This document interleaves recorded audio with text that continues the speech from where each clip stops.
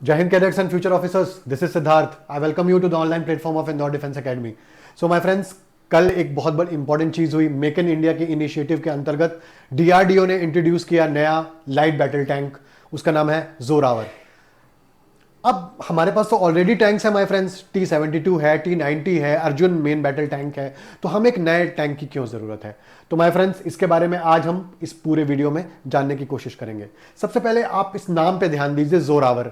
Zorawar word देख के आपको कुछ फील हो रहा है? बहुत ही हैवी सा वर्ड है। ओके माय फ्रेंड्स, तो जोरावर एक्चुअली एक जनरल थे, जनरल जोरावर सिंह कहलूरिया। ठीक है, उनकी जो पैदाइश है वो हिमाचल प्रदेश की है और इन्होंने पूरा तिब्बत, पूरा लद्दाख और पूरा बाल्टिस्तान जीत लिया था माय फ्रेंड्स, और पाकिस्तान को नानी याद दिला दी थी उस टाइम पे। हालांकि पाकिस्तान हमारा ही पार्ट हुआ करता था, लेकिन उस टाइम पे जो लड़ाके थे वहां पे उनको उनकी नानी याद दिला दी थी माय फ्रेंड्स। और क्या बोलते हैं, आप जब जाते भी हैं, ये हैं जोरावर, जनरल जोरावर सिंह कहलूरिया। और जब आप लद्दाख घूमने जाते हैं तो आपको जोरावर फोर्ट भी देखने को मिलता है, जो इन्होंने ही बनवाया था। और इनकी बहादुरी के चर्चे, बहादुरी के किस्से आज भी लद्दाख में सुनाई दिए जाते हैं। सो माय फ्रेंड्स, अब आते हैं अपन कि हमारे पास ऑलरेडी टैंक है तो हमें जोरावर की जरूरत क्यों पड़ी। तो माय फ्रेंड्स, जैसा कि अपन जानते हैं कि T-72 अब धीरे धीरे फेज आउट हो रहे हैं, वो रशियन मेड है। और हमारे पास जो मेन फ्लीट है वो T-90 भीष्म की है। T-90 भीष्म बहुत भारी है। हमारे साथ प्रॉब्लम क्यों आई हमारे अर्जुन मेन बैटल टैंक में? हमारे पास अर्जुन मेन बैटल टैंक भी है, लेकिन उसके साथ सबसे बड़ी प्रॉब्लम क्या है फ्रेंड्स, कि वो बहुत ज्यादा हैवी है। वो बहुत ज्यादा हैवी है माय फ्रेंड्स। अगर अपन उसके उस वेट पे ध्यान दें तो 68 टन का है। 68 टन बहुत ज्यादा होता है एक नॉर्मल टैंक के लिए, ठीक है ना। अब इसको जब बनाया गया था माय फ्रेंड्स, तो इसको बनाया गया था मैदान के लिए, कि आप मैदान में दौड़ाइए, मैदान में जितने भी आप वॉरफेयर करना चाहते हैं करिए, जितनी भी लड़ाई करना चाहते हैं करिए। लेकिन जब बात आती है, जैसे हमारा जो प्राइमरी दुश्मन है जिसके साथ हमारे एलिगेशन मैटर्स हैं, वो तो पाकिस्तान है। तो पाकिस्तान में हम अगर फ्रंट पे अगर अपन लड़ रहे हैं जंग, तो वो गुजरात है, वो राजस्थान है, राजस्थान में इन टैंकों का यूज होता है। लेकिन अगर हम नॉर्थ की तरफ जाते हैं, चाइना बॉर्डर की तरफ जाते हैं, तब इतने भारी अर्जुन मेन बैटल टैंक को लेके कैसे जाएं? क्योंकि 68 टन का है माय फ्रेंड्स, और अगर अपन हवाई जहाज में भर के भी ले जाएंगे तो नॉर्थ में तो माय फ्रेंड्स आपको पता है कि 25 से लेकर के 30% तक जो ऑक्सीजन है, O2 है, वो कम है, ठीक है ना। तो वहां पे हमें अपने टैंकों को कैसे ले जाना पड़ता है? हम अपने टैंकों को खोल के ले जाते हैं, उसको डीअसेंबल करते हैं, उसके पुर्जों को हम प्लेन में रखते हैं, ऊपर ले जाते हैं और वापस उनको जोड़ते हैं, असेंबल करते हैं, फिर उसको उपयोग में लाते हैं। ओके माय फ्रेंड्स, तो ये काफी डिफिकल्ट प्रोसेस है, काफी कम्बरसम प्रोसेस है माय फ्रेंड्स। तो इससे बचने के लिए हमें एक ऐसे बैटल टैंक की जरूरत थी जो लाइट हो, जो मैनोरेबल हो, जो हर एक कंडीशन में काम कर सके, जो जल्दी से मुड़ सके, और उसमें मॉडर्न वॉरफेयर के सारे इक्विपमेंट्स मौजूद हो। माय फ्रेंड्स, इंडियन आर्मी एक ऐसी आर्मी है जिसने हर कंडीशन में वॉर लड़ा है माय फ्रेंड्स, हर एक कंडीशन में। एक मैं आपको 1948 में एक वॉर हुई थी जिसको अपन जोजिला वॉर कहते हैं। जोजिला पास, जैसा आप जानते हैं कि वो जम्मू एंड कश्मीर में है। तो जब पाकिस्तान ने उस टाइम पे अटैक किया तो वो क्या सोच रहा था कि हम जोजिला से घुसते हैं और हम इंडिया के उस पर्टिकुलर सेक्शन में कब्जे में ले लेंगे। अब पाकिस्तानियों को यह नहीं पता था कि वहां पे जो कमांडिंग ऑफिसर है वो कर्नल राजेंद्र जी हैं, कर्नल राजेंद्र जी, जिनको स्पैरो बोला जाता था। ये आर्मी वेटरन थे और इनके पास सेकेंड वर्ल्ड वॉर के बैटल टैंक्स थे। इन्होंने क्या किया, अब इनको बोला गया कि आपको अपनी पोस्ट बचानी है, वहां पे पाकिस्तान के इंट्रूडर्स आएंगे। उन्होंने क्या किया, अपने टैंक्स को खोल लिया। उन टैंक्स को खोला, घोड़ों में डाला, खच्चरों में डाला, गाड़ी में डाला, और उसको 10,000 फीट की ऊंचाई पे ले गए।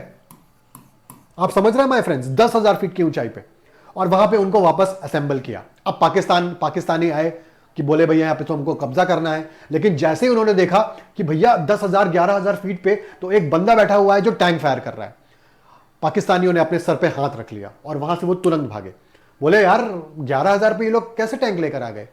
माय फ्रेंड्स, तो इंडियन आर्मी ने ऐसा किया हुआ है, लेकिन यार हमेशा ऐसा पॉसिबल नहीं है। तो हमें एक ऐसा बैटल टैंक चाहिए जो हर कंडीशन पे काम कर सके।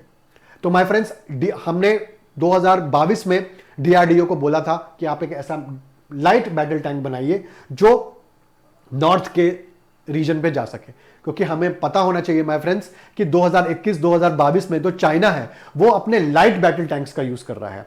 जैसे उसके कुछ लाइट बैटल टैंक्स हैं, ZTQ-18, ब्लैक पैंथर।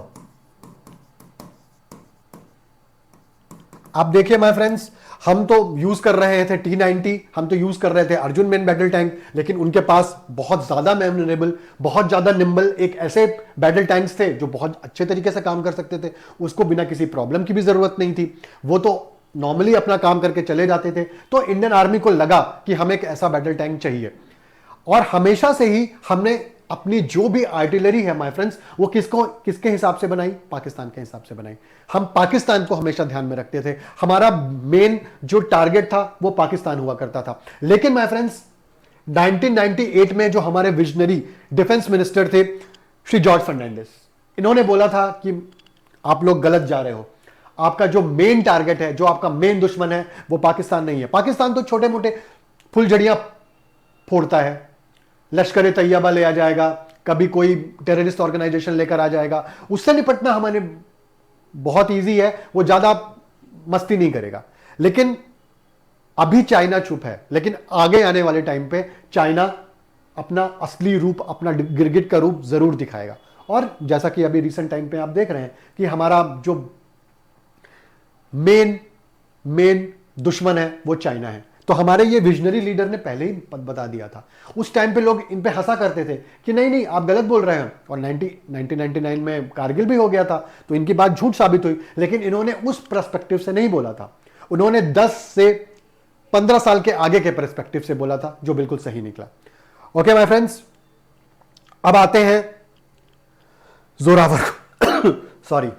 तो डीआरडीओ को ये प्रोजेक्ट मिला और इसने लार्सन एंड टूब्रो, जिसको अपन एलएनटी बोलते हैं, उसको अपना कॉन्ट्रैक्ट दिया, और एलएनटी ने इंडियन आर्मी को डेमोन्स्ट्रेट कर दिया है ये अपना जो टैंक है जोरावर।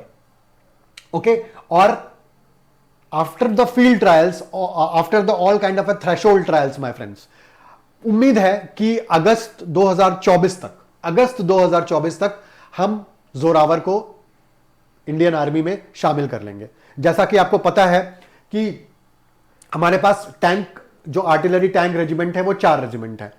पहला है फर्स्ट माउंट, दूसरी है सेकंड माउंट,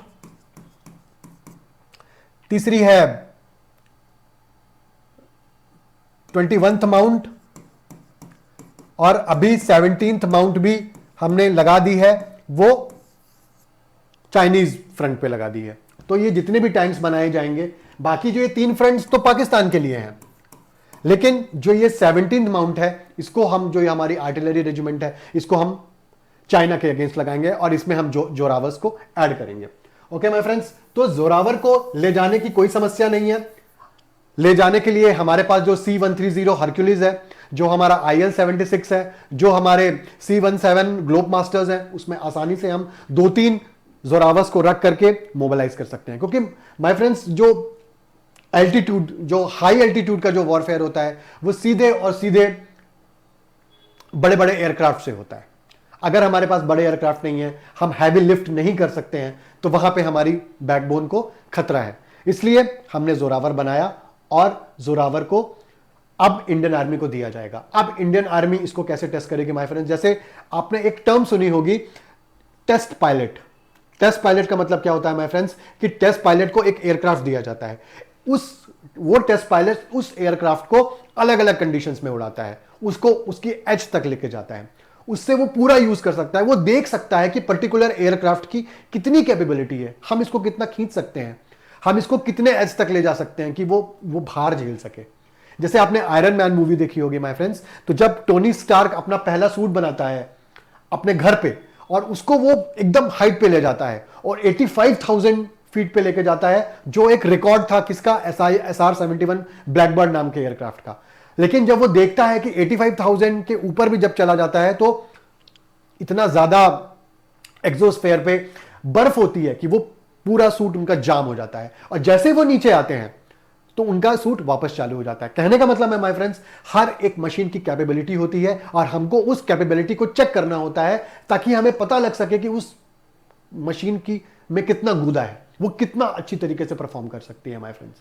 तो इंडियन आर्मी को जोरावर दिया जाएगा। अब इंडियन आर्मी उसको अलग अलग कंडीशंस पे, बर्फ में भी दौड़ाएगी, लद्दाख में दौड़ाएगी, उसको राजस्थान में दौड़ाएगी, उसको 35 डिग्री हाइट पे ले जाएगी, उसको बिल्कुल उसका नॉब ऊपर करके ले जाएगी। दूसरी बात है, उसको क्या बोलते हैं, कीचड़ में दौड़ाया जाएगा, उसको अलग अलग टरेट्स में दौड़ाया जाएगा, उसको अलग अलग ठोक बजा के देखा जाएगा कि कब तक वो प्रेशर को झेल सकता है। इसके बाद इंडियन आर्मी अपनी फाइनल रिपोर्ट देगी और एलएनटी उसको बनाने के प्रोसेस में लग जाएगा माय फ्रेंड्स। सबसे बड़ी बात है माय फ्रेंड्स, ये लाइट है। अब आप समझिए ना कि कोई चीज अगर लाइट होगी तो उसका जो फ्यूल कंजम्पशन है उसका कम हो जाएगा। तो इसका फ्यूल कंजम्पशन बहुत कम है। अगर अपन इसमें फुल टैंक कर देते हैं तो ये 400 किलोमीटर के अराउंड जा सकता है, और अगर अपन इसको हाइट पे लेके जाते हैं, नीचे से ऊपर लेके जाते हैं, तो उसमें इसकी रेंज होगी करीबन 250 से 300 किलोमीटर, जो कि काफी अच्छी है as compare to T90 Bhishma and Arjun MBT tank my friends. जो इसकी स्पीड होगी माय फ्रेंड्स वो 45 किलोमीटर होगी, और ये 45 किलोमीटर पर आवर, और ये एम्फीबियन टैंक होगा। एम्फीबियन टैंक मतलब कि ये जमीन पे भी चल सकता है और ये पानी में भी जा सकता है। यस माय फ्रेंड्स, ये पानी में भी जा सकता है, और पानी में इसकी स्पीड होगी 10 किलोमीटर प्रति घंटा, जो कि काफी अच्छी है। चलिए अब इसके टेक्निकल स्पेसिफिकेशंस के बारे में जानते हैं। तो इसकी सबसे इंप्रेसिव चीज है माय फ्रेंड्स कि वो 25 टन का है। 25 टन, जैसे अब मैंने अर्जुन MBT के बारे में क्या बताया कि अर्जुन MBT 68 टन, जो कि ये जो जोरावर है आधे से भी कम है। तो जो हमारी सारी कैपेबिलिटीज है, जो हमारी सारी रिक्वायरमेंट्स है इंडियन आर्मी की, वो जोरावर उस फ्रंट में पूरी करेगा। इसमें 3 क्रू लोग होंगे, एक कमांडर होगा जो मेन होगा, एक गनर होगा और एक ड्राइवर होगा। कमांडर कमांड करता है, गनर ऊपर लेके बैठा रहता है और ड्राइव अंदर बैठ के ड्राइव करता रहता है, और उसके अंदर पेरिस्कोप लगा हुआ होता है। मेन गन है जो उसकी 105 mm की है, जो ऑब्वियसली काफी इंप्रेसिव है। और एक स्पेशल टाइप का जो टैंक में आर्मर होता है जिसको ADPS और HESH बोलते हैं, वो एम्यूनेशन भी इसमें लोड किया गया है। इसमें जो गन है उसको 360 डिग्री पूरा मूव करके हम इसको यूज कर सकते हैं माय फ्रेंड्स। आर्मर प्रोटेक्शन, उस जो उसका टैरेट है उसमें भी बहुत अच्छी तरीके से हमने अच्छे टंगस्टन टाइप के मेटल्स का यूज किया है, जो हर एक कंडीशन में इसकी आर्मर को प्रोटेक्ट करते हैं। फ्यूल, जैसा कि मैंने आपको बताया, इसका फ्यूल बहुत अच्छा है। हम चाहे इसको किसी भी एल्टीट्यूड पे ले जाएं, इसका फ्यूल काफी इंप्रेसिव है। और ठंडे जैसे देशों में, जहां पे ठंडे, जैसे अपन इसको -25 पे ले गए, -30 पे ले गए, तो उस टाइम पे क्या होता है कि फ्यूल जम जाता है उस पाइप्स में। लेकिन इसमें ऐसी टेक्नोलॉजी का यूज किया गया है, हम ऐसे इसमें से लिक्विड्स डालेंगे जिससे फ्यूल जमेगा नहीं और ये वहां पे भी अच्छी तरीके से वर्क करेगा। कैपेबिलिटीज, इसमें सबसे अच्छी कैपेबिलिटी है माय फ्रेंड्स कि इससे अपन UAV, अपन इसमें से ड्रोन उड़ा सकते हैं।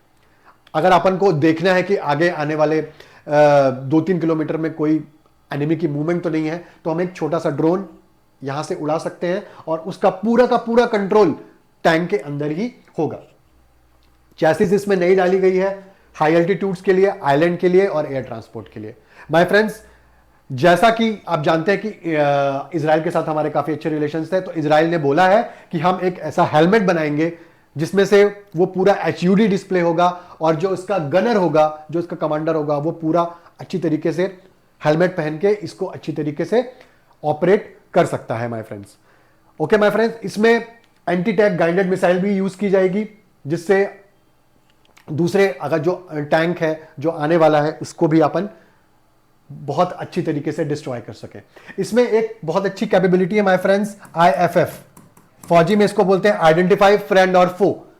जैसे रात में मान लीजिए माय फ्रेंड्स कोई टैंक एक सामने से आ रहा है, तो हमें कैसे पता चलेगा कि वो फ्रेंड है या दुश्मन है हमारा, वो हमारा तो इसमें एक स्पेशल टाइप का एक इंस्ट्रूमेंट लगाया गया है जिसको IFF बोलते हैं, जो देख के बता देगा कि ये हमारा दोस्त है दुश्मन।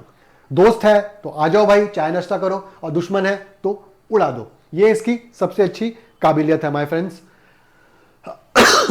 तो माय फ्रेंड्स, आज आपने जोरावर के बारे में सारा सब कुछ जान लिया, इसकी हिस्ट्री के बारे में भी जान लिया, और इंडियन आर्मी की क्या कैपेबिलिटीज हैं और किस तरीके से हमको फ्यूचर में वॉरफेयर को अच्छी तरीके से करना है। आई होप जोरावर जल्दी से जल्दी अपने फील्ड ट्रायल्स को पूरा करेगा और इंडियन आर्मी में शामिल होगा, ताकि हम चाइना से अच्छी तरीके से कॉम्बैट कर सकें without any kind of a pressure.